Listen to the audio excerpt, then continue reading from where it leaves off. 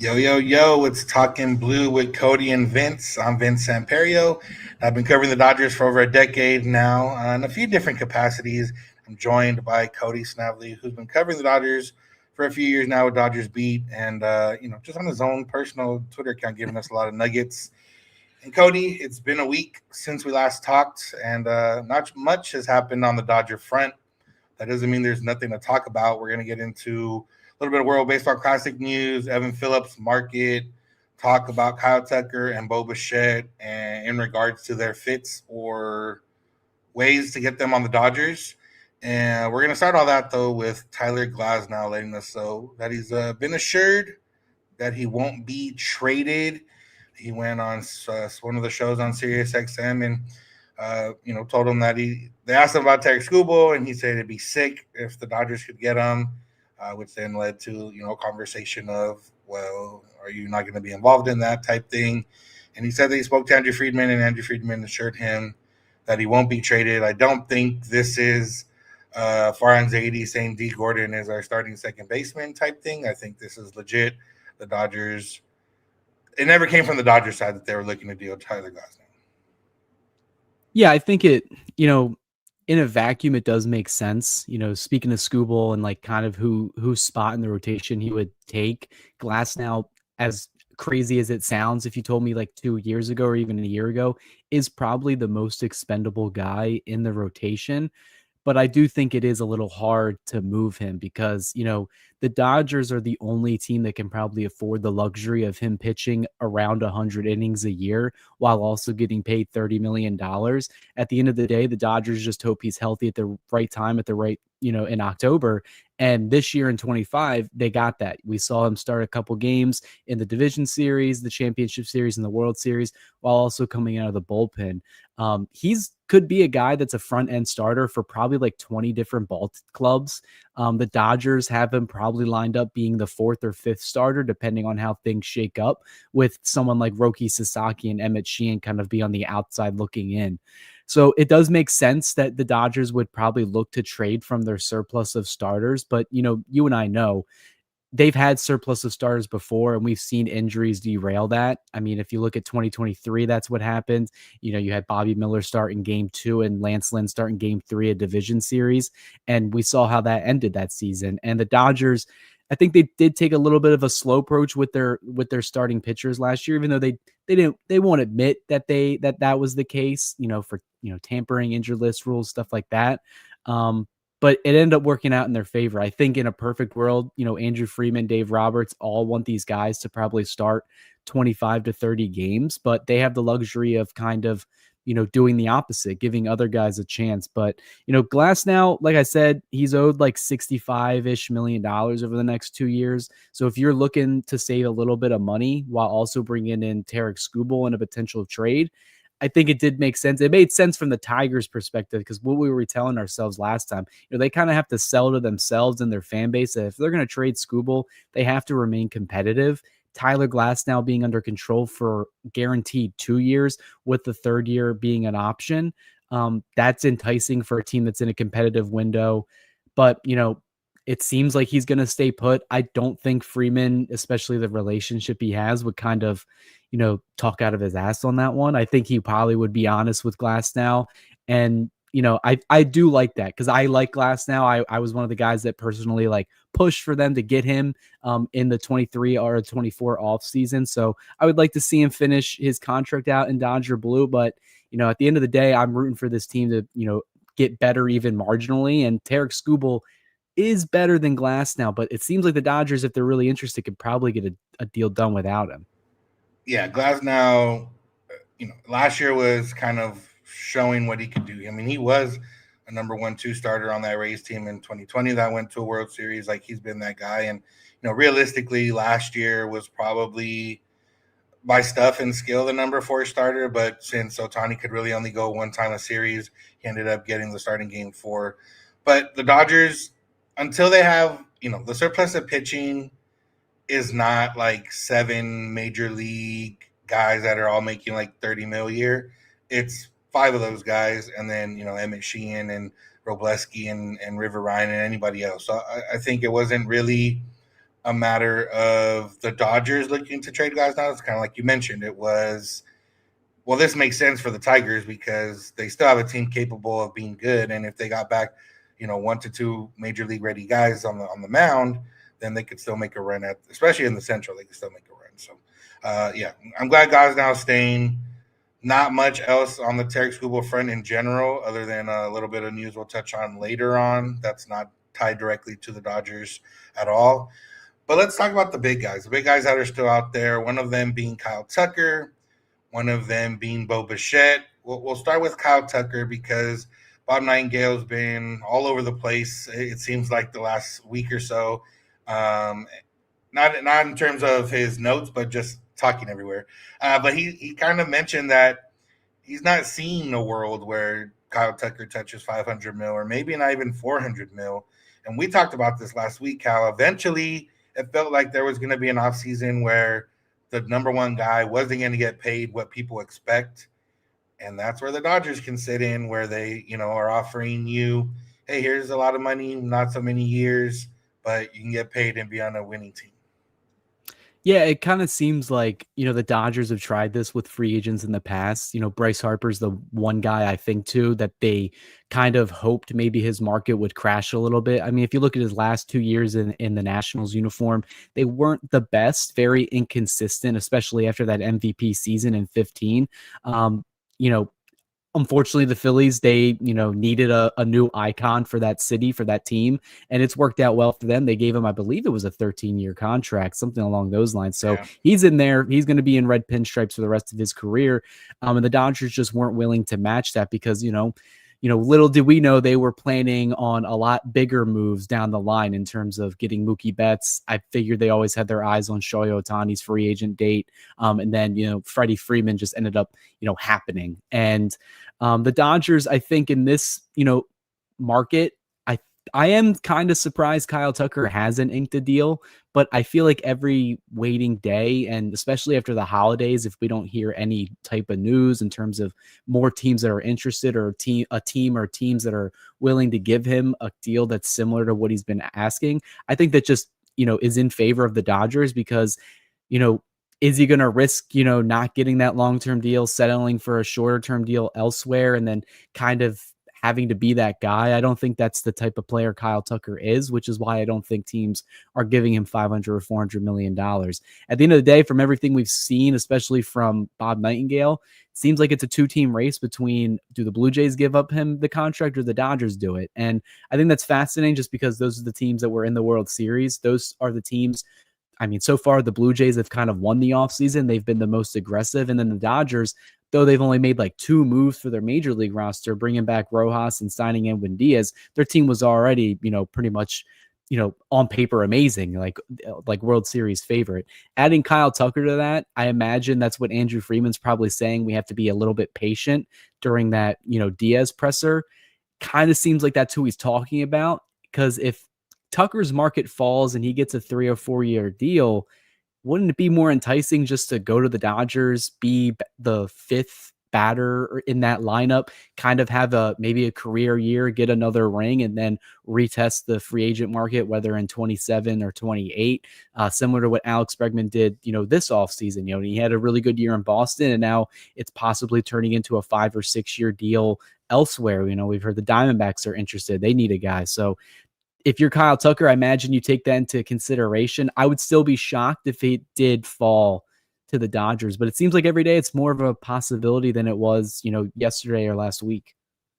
Yeah. Every day that goes by makes it seem like it could happen. But what we've seen every offseason so far, and this is what we kind of got into last week, was eventually somebody pays. Like, did we think Corey Seager was going to get as much as he did? Probably not. Did we think, Harper was going to get a 13-year deal?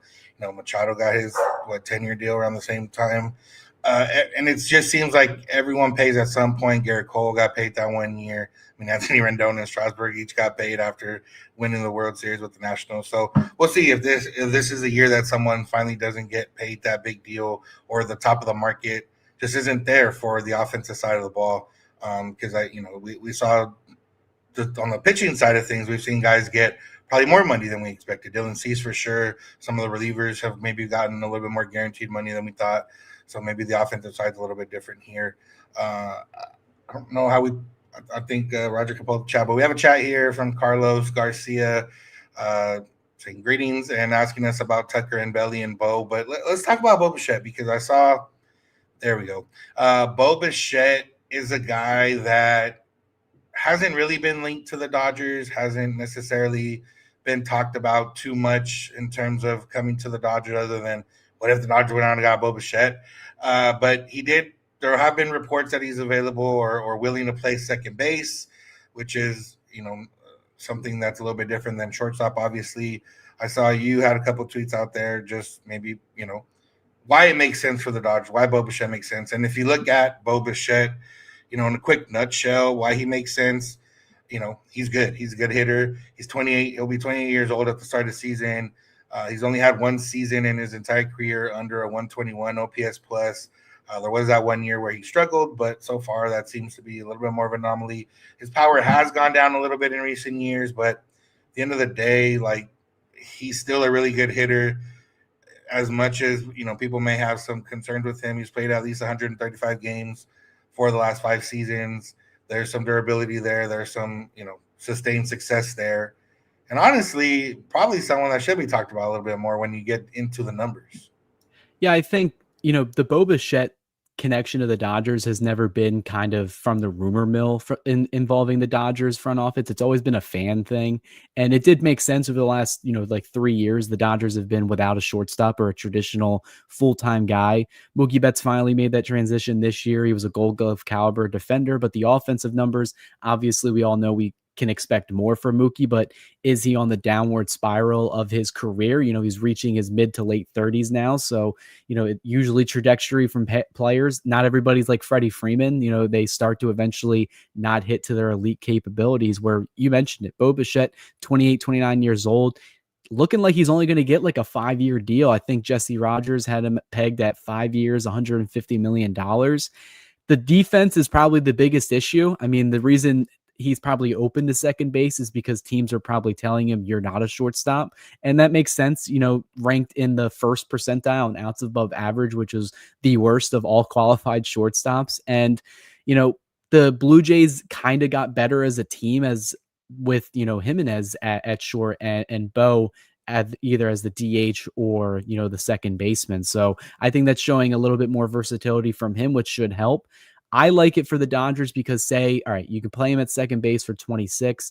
Max Muncy will be a free agent after this season. Then you could just slot Bo over to third base and he can be a mediocre defender, because the Dodgers have kind of already had that with Muncy. As good as he's been for the Dodgers, he's not been, a Nolan Arenado over there with the glove. So I think if you look at Bo Bichette, you take away that 2024 season, he's been one of the best hitters since he got called up in, I believe, 2019. You mentioned the power. It's dipped a little bit. I think he's a 20 to 25 home run guy. He hits over 300. His OPS is at a career, I believe, is over 110 or 115, something like that.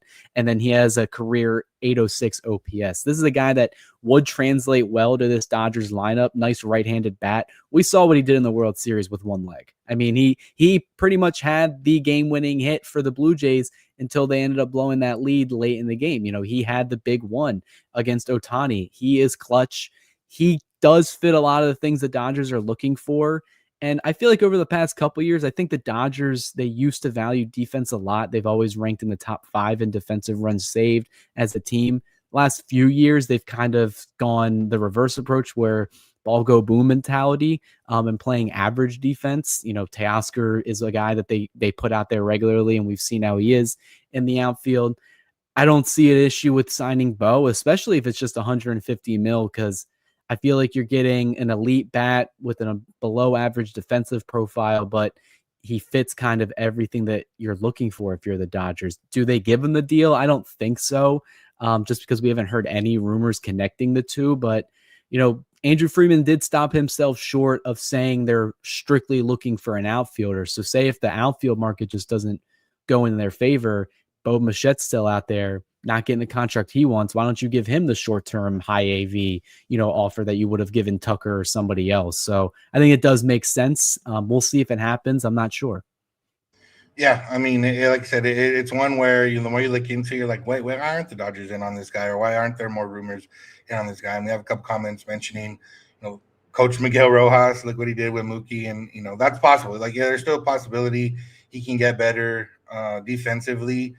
I think the other part that Bichette makes sense for me is you look at the Dodgers future and you look at the prospects, there's not necessarily a lot of guys that are in the infield that are close to MLB ready. They have a couple guys down the pipeline, but nobody that's close to it. And then you look at free agency next offseason when, there might be a lockout, and there's not much. I mean, it's Bo Bichette.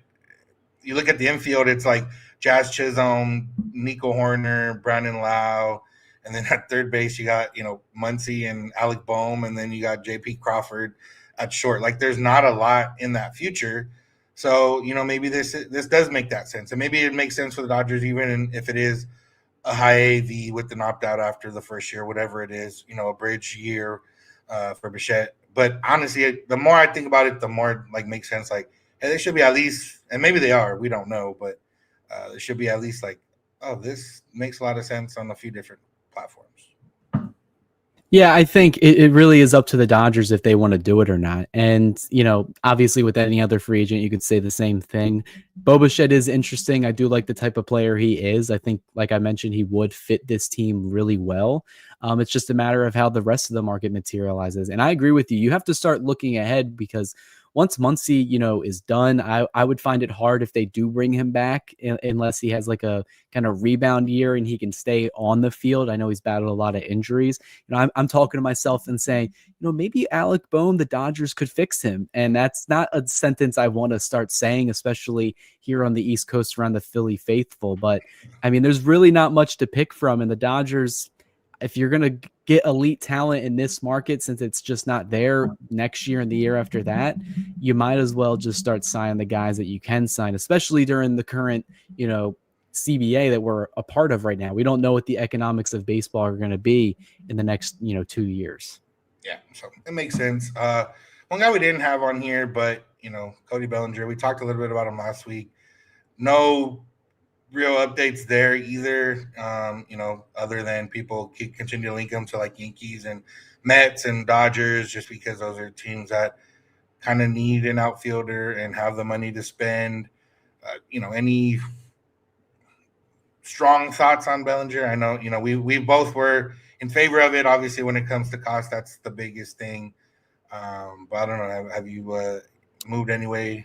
I would say the most interesting thing I saw from Bellinger is, I believe it was in Katie Woo's latest column or one of her latest columns. She did mention Bellinger and said that the Dodgers were probably in the preferred 2 to 3 year market for him. And that kind of just tells me how they feel about him. I know the Dodgers probably know him better than everybody. I mean, they drafted him, they developed him, they saw him win an MVP, but they also saw him be the worst player in back-to-back seasons. So I think they're probably scared to give him that long-term commitment as well, just as a lot of the other teams around the league are. I think the latest update today was that he's nowhere close to getting the preferred contract that he wants, which, it sounds like it's in the 6, 7, possibly 8-year territory, which if that's the case, I don't think he's going to get that deal from anybody, unfortunately, for Bellinger and Scott Boras.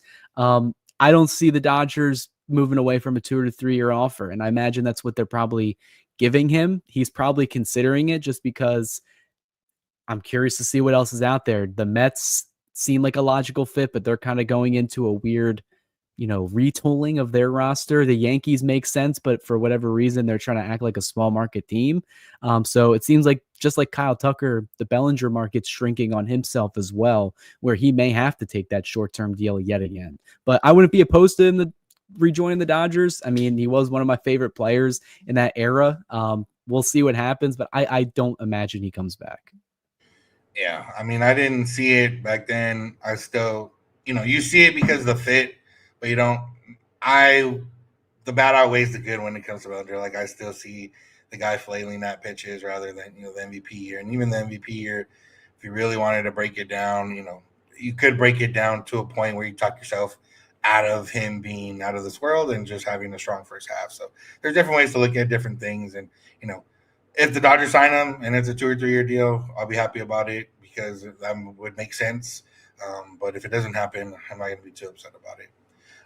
One guy maybe a little bit more upset about if he doesn't re-sign with the Dodgers is Evan Phillips. We got a little bit of news on his front from Tim Healy mentioning that the Red Sox were interested in Evan Phillips, and then mentioning the fact that Phillips appears to be looking for a 1 year deal, not the normal like 2 year deals that guys coming off Tommy John usually sign, where they can rehab a full year and then come back that second year. I would imagine that falls to like the other 29 teams that he's looking for a 1 year deal. I gotta imagine if the Dodgers said here's a 2 year deal, he's probably gonna take it. But Evan Phillips is interesting because if he does come back next year, it'll be late in the year. Could be a really big move late in the year. But yeah, I mean, I don't know what to make of Phillips and the Dodgers. I just assumed they were going to sign him once the 60-man opened up, closer to spring training. I think once they signed Diaz, it kind of threw a wrench in it. And I figured if they kept signing, bullpen arms, even if they signed one like they did with Diaz, I thought it was kind of hard to sell me the idea of Phillips waiting around. If it's just a 1 year deal where he's primarily going to be rehabbing that year, I imagine he doesn't care where he signs. I mean, hell, I'm not sure where he lives off the top of my head, but if it's like Arizona or something like that, why doesn't he just sign with the D-backs, work out by home, and then, test free agency again the following season? I think if you're the Dodgers, you would sign Phillips to that 1 or 2 year deal to have him for the end of the season and then have him fully healthy, hopefully in 2027. But I think his market's probably strong. I mean, when he's healthy, he's one of the best relief pitchers, especially, has experience being a high leverage guy, a closer, a setup man, whatever you want to throw him into. He has proven to be one of those, impact guys for a bullpen. It's very valuable. A lot of teams would like that. He's been around the league for a while as well, so he has some experience, can help some other guys in other organizations out as well. There's a lot more intangibles than just playing. He's going to be around that team, around the bullpen with whatever organization he's a part of. I could see him taking a deal with the Red Sox. They have a really good pitching lab over there. Andrew Bailey, the pitching coach, could probably help him with his rehab a little bit more. The familiarity between him and the Dodgers, I feel like is still going to be there, but it's kind of a risk for the Dodgers to wait for the 60-day IL to open because that's all the way in February when teams report. By that point, I could see another team swooping in and giving them a year with maybe more money and more chance to stay close to home. Whatever you want. If you're Evan Phillips, I think the ball is in your court. It'll be interesting. I would like to have Evan Phillips back, but I also kind of have sold myself that it's probably a relationship that's over now. And that's just how, volatile the bullpen arms are. They got like a 2 or 3 year peak and then they kind of go on their way. I know. Kind of sucks for him and Tanner Scott. They finally got to play with each other, besties, and then didn't go well for either one of them last year. But we'll see what happens with Phillips. So we got another super chat here from Carlos asking about Kike Hernandez. If Kike returns, how would that affect Ha-Seong Kim's role? We haven't really talked about like this part of it. Like we knew Rojas is coming. We know Rojas is coming back, and when the season ended, obviously you wanted Rojas back because you're coming off the high of the home run in Game 7, and I was like, give him whatever he wants, let him come back. Kike is always a guy that you kind of feel the same way about. Like, okay, go ahead and come back. He didn't quite have the impact in October as he's had in the past, but he was dealing with injury, and it seemed like I think even he alluded to it on social media that after one of the plays in the Brewers series, he kind of lost a little bit there in terms of hitting and power and all that type of stuff. But yeah, the way Kike's been around this offseason, it just seems like he's going to be a Dodger at some point, and it's just more of a matter of when in the calendar he's going to sign that deal. It would appear that he's going to miss some time at the start of the season, which is helpful in the sense of, yeah, what would Kim's role be? What should Kim's role be heading into next year? Does he have a role? A lot of stuff like that. Yeah, I think you hit it right on the nail on the head there. I think it really just comes down to playing IL musical chairs. Even when they do eventually, I do believe they will re-sign Kike. He'll start the year on the 60-day IL, possibly coming back at, I believe it sounded like around May. That's when you can give, Kim his run to earn a spot on the Dodgers bench or even a starting role at second base. For whatever reason, I guess it's because of the swing and the advanced metrics and numbers that they have on it. They just didn't think it was going to translate well to major league pitching. He did really good in the first, couple, weeks in the big leagues. And then he had that shoulder injury and then kind of took a tailspin in terms of offensive numbers. I like him. I like how athletic he is, the speed, the defense. He does look like an above average major league player when fully healthy. I want to see him put it all together. I think he would be wasted in AAA again, like he was a lot for the most part of the beginning of the season last year. But we'll see. I think you'll see Rojas spend some time on the IL. I think you'll see, Kike start the season on the IL. We saw him get banged up a little bit throughout the year as well. Alex Freeland's another guy I think is going to get another opportunity as well. So the Dodgers have depth, and that's not a bad thing to have. And I do think Kim was going to play a big role for next season. Yeah, with Kim, it's tough to kind of judge his season because he had the hot start, and at that time the Dodgers offense was really struggling, and most of us were probably clamoring for just to let the hot streak ride out. Like if he's gonna hit 200, okay, let him get there first. Don't take him out when he's hitting 400, and that's kind of where we're at. And there's been a few articles in season kind of talking about, he revamped his entire swing, his entire everything, broke it down to the studs, as they say, and kind of built it back up. And, it felt like last year he was probably playing on the fly for most of the offensive part of his year. And, defensively, we know he's there. Speed-wise, we know he's there. There's a role for him just with that. If he can get the bat going just a little bit, then, that he pushes for playing time, or he pushes for the Dodgers not needing to sign other guys or looking at other guys. So we'll see what happens with Kim. It'll be interesting for sure. Let's go on to the final topic we have for today, the World Baseball Classic. Mookie Betts on a stream last night. First we ever really heard of it. Not going to play in the World Baseball Classic because his wife, Brianna, they're expecting a third child. So congrats to Mookie and Brianna on that front. We kind of figured Mookie wasn't playing if he hadn't been announced by this point, and it probably would have got a little – I'm sure for Mookie, it probably would get a little weird that you want to play. He's been very adamant on how fun the World Baseball Classic was when he played in 2023, and even talking through his podcast over with some of the guys that were also in it. They always mention that time. Bobby Witt Jr. was a young guy in 2023. Bobby Witt Jr. is one of the best players in baseball now. Like he's that shortstop role, second base role. Maybe Mookie could have played something there, but it makes sense on all fronts. That Mookie doesn't have to play in it, and he can continue to get ready for the Dodgers. Yeah, and I also think if he even decided to play, does he really even have a spot in the starting lineup? Like he wasn't going to start at second or shortstop because you got Bobby Witt. I believe Gunnar Henderson's playing as well, so I imagine he would go to third base. And then, Bryce Terang, not a household name, but a very good second baseman for the Milwaukee Brewers, and he's already committed as well. So I think they already have a solid infield. They haven't had a first baseman commit yet, so I think I saw the projected lineup. They have Will Smith there. I don't imagine that's going to be the case. Waiting for the Polar Bear Pete just to declare and say, let's run it back, because I believe he was a part of it last time, but they had Paul Goldschmidt again still. I'm trying to remember the 2023 roster, but everything with the Team USA is shaping up very well on the position player side, and for the first time I can remember, also on the pitching side. Yeah, well, the Team USA had quite a week, specifically today on a Thursday.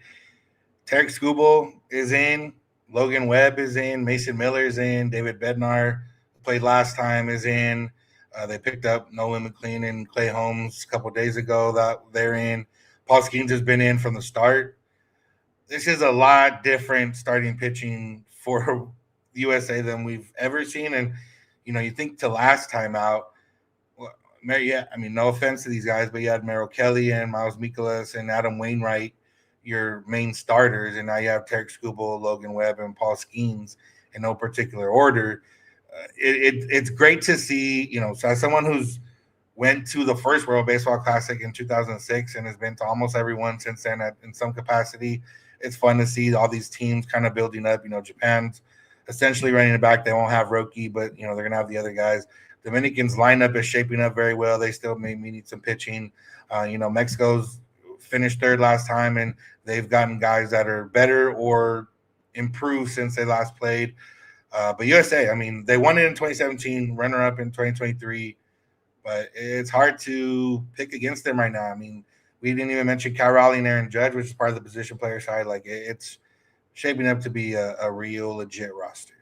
Yeah, it seems like after 2023, I don't know what happened. There must have been like more star players participating. So, and they saw how fun it was, especially if you don't get injured during it. So, a lot of the games, I remember the Trey Turner Grand Slam is kind of in the back of my head when I think of the WBC now. And then obviously what Team Japan did last time with Otani getting the final out, we kind of got to see Yamamoto and Sasaki showcase and Iminaga and all these other arms that are actually, in the posting system right now that could sign in the next couple of days. So it's going to be fun. It's a great international tournament, and Team USA for the first time in a while just feels like kind of the favorite. I mean, if you look at that starting rotation, you have both of the Cy Young winners, and that's just usually unheard of. Most of the time, those high profile pitching guys, they just decline it because they're already on their routine, especially, for a guy like Skubal, who is a free agent at the end of this season. Like, why risk an injury? Well, he feels comfortable, loves his country, and I guess he wants to, give them the gold this time around. But it's looking like a really good team. I mean, good luck to you opposing hitters, because that's a very formidable, rotation. I know Dodger fans won't like to admit it, but Logan Webb's a sneaky good pitcher around the league. He does it in a different way. And Joe Ryan, Joe Ryan's a guy, that's their fourth starter. He's like the underrated man in Major League Baseball. And I feel like you could even get better. I mean, imagine if, Garrett Crochet said he wants to play. That'd be just even crazier. You're getting, 3 Cy Young contenders, 4 Cy Young contenders, all in the running there. So we'll see what happens. I imagine the Dodgers side of things, like we said, Mookie Betts isn't playing. It's probably done. It seems like Freeman's not going to play for Canada because of some type of injury or procedure, even though he's hopeful to possibly be ready. Not even sure if Canada wants him to play, so especially after the World Series. But other than that, there's really nobody else I can think his name of. got brought up, but we haven't heard anything since. And obviously, he's still coming off tragedy in his life. So, yeah. So we'll see what happens. But I imagine the Dodgers are okay. The less players that participate. I thought Betts wasn't going to play at all just because of how his season was last year. I imagine he wants to get to Camelback Ranch, stay there, get in a routine at shortstop, not get sick, no international, type of traveling or whatnot, even though USA doesn't really do much anyway. But it's still going to be fun without Betts. I'm excited to see a lot of these younger players play. Yeah, it'll be fun for sure. All right. That's all we had on tap for today. Cody, you got anything else you want to add? We're one time this week. We'll probably try to go early next week before the holiday. And then once we get into the new year, settle into a groove for ourselves here at Talkin Blue. But we appreciate all of you that have joined us first time around, this time around. But yeah, Cody, I mean, I look back right now and I don't think anything broke in the last 30 minutes. I think we're good. Yeah, no, as much as we were hoping that we would get, some breaking news of a trade or a signing, that unfortunately didn't happen. Me and you talked behind the scenes. Don't anticipate anything happening probably next week either, especially with the holidays coming up. So we're about to fortunately be in that kind of dark period until after the new year. Hopefully we're wrong and we got something to discuss next time we're here. For sure. That's going to do it for Talkin Blue with Cody and Vince. That's Cody Snavely. You can find him on X at SnavelyCody6. You can find his writing on DodgersBeat.com on his own personal Substack, or just a lot of good tweets. He's out there putting in the grind, listening to anything Dodger pod related, radio related, YouTube related. He's always on it. I'm Vince Semper. You can find me on X at Vincent91. And that'll do it for Talkin Blue. Appreciate it. See you guys.